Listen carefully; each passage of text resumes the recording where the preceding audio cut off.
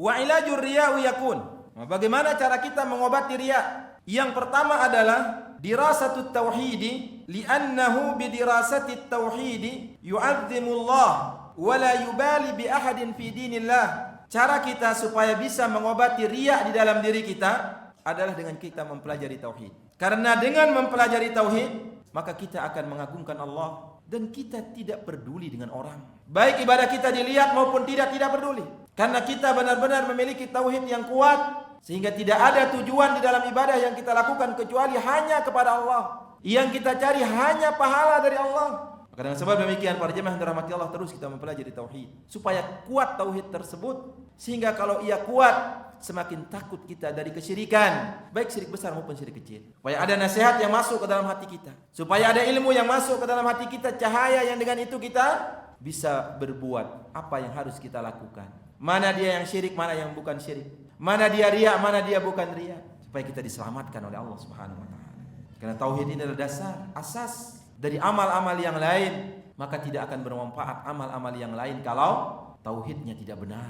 Kalau ia terjatuh kepada kesyirikan, maka tingkatan-tingkatan iman itu lebih dari 70 tingkatan. Yang paling tinggi adalah afdaluha qaulu la ilaha illallah, yaitu la ilaha illallah. Ini yang harus dibenarkan sehingga amalan-amalan cabang-cabang yang iman yang lain bisa benar. Kalau ini yang rusak, la ilaha illallah yang rusak, maka yang lain juga akan ikut rusak.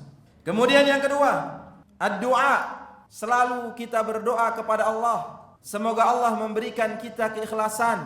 Selalu kita berdoa kepada Allah supaya kita dilindungi dari kesyirikan, baik syirik besar maupun syirik kecil. Selalu kita berdoa kepada Allah, semoga setiap amal kita ikhlas karenanya. Selalu berdoa kepada Allah, Allahumma inni a'udzubika an usyrika bika wa ana a'lam wa astaghfiruka lima la a'lam. Selalu baca zikir ini, doain. Karena Nabi SAW mengajarkan kepada para sahabat, maukah aku ajarkan kepada kalian sebuah doa, sebuah ucapan, yang jika kalian mengucapkan ucapan tersebut, Allah hilangkan dari diri kalian syirik banyak dan syirik sedikit, syirik besar dan syirik kecil. Maka kita meminta kepada Allah subhanahu wa ta'ala supaya diberikan kita hati yang ikhlas, supaya kita ikhlas dalam setiap amal kita. Berdoa selalu kepada Allah subhanahu wa ta'ala, karena hati-hati kita semuanya berada di antara dua jemari dari jemari-jemari Allah subhanahu wa ta'ala. Allah lah yang membolak-balikkannya. Para salaf sangat berat mengobati hati-hati mereka. Bagaimana perkataan Sufyan Ats-Tsauri, yang lainnya dari para ulama, yang mengatakan ma'alajtu syai'an asyadda 'alayya min niyati. Tidak ada sesuatu yang paling berat saya obati selain dari niatku. Jadi niat adalah perkara yang sangat berat, karena dia selalu berbolak-balik, selalu dia berubah, tidak di dalam satu posisi. Maka dari itu kita minta kepada Allah Subhanahu wa taala supaya Allah memberikan kita keikhlasan di dalam setiap amal yang kita lakukan. Kemudian yang ketiga adalah al-hirsu ala an takuna al-a'malu sirran bainal 'abdi wa rabbih. Yang ketiga adalah kita harus semangat, antusias supaya amal kita itu sirran, amal kita tersebut tersembunyi antara seorang hamba dengan Allah. Jadi ada amalan yang kita berusaha lakukan, tidak ada yang tahu kecuali antara diri kita dengan Allah. Sebagaimana seorang salaf yang ia berpuasa 40 tahun, istrinya pun tidak tahu. Sebagaimana ada seorang salaf yang ia mengantar makanan ke sana kemari, ditaruh di pintu orang-orang miskin, tidak ada yang tahu dan ketahuan setelah ia meninggal. Maka hendaknya kita memiliki amalan rahasia yang tidak ada yang tahu kecuali diri kita dengan Allah. Bahkan orang terdekat kita, istri dan anak kita tidak tahu. Ini cara untuk kita menjaga keikhlasan. Ada amalan tersembunyi dan ada amalan yang terang-terangan. Tersembunyi, bisa salat sunnah itu tersembunyi. Sedekah itu tersembunyi. Adapun salat fardu, ya jelas tidak tersembunyi karena kita salat berjamaah. Karena kalau kita tidak ada akan dicari sama teman, mana yang tidak pernah sholat, dia sakit kah atau yang lainnya. Tapi sholat atau ibadah-ibadah yang sifatnya tatawwu, yang memang tidak dilakukan dengan orang lain, maka sembunyikan ia. Supaya apa? Supaya menjaga hati.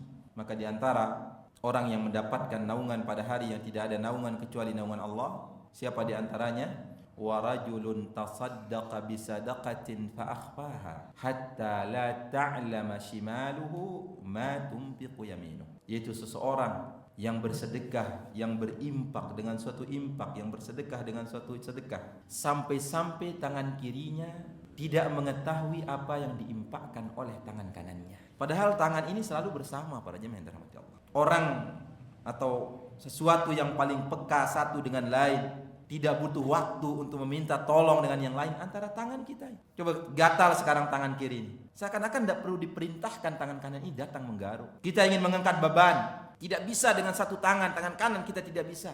Seakan-akan tanpa disuruh tangan kiri itu datang untuk membantunya mengangkat. Saking dekatnya. Walaupun demikian diberikan gambaran tentang keikhlasan, tentang menyembunyikan amal, sampai-sampai tangan kanannya tidak mengetahui apa yang diimpakkan oleh tangan kirinya. Itu sebagai sebuah kinayah akan menyembunyikan amal. Dan bisa jadi kita mungkin bersedekah kasih orang mungkin berat, tangan dua kita pakai. Tapi ini sebagai sebuah gambaran yang orang terdekat pun tidak tahu bila perlu untuk menjaga keikhlasan.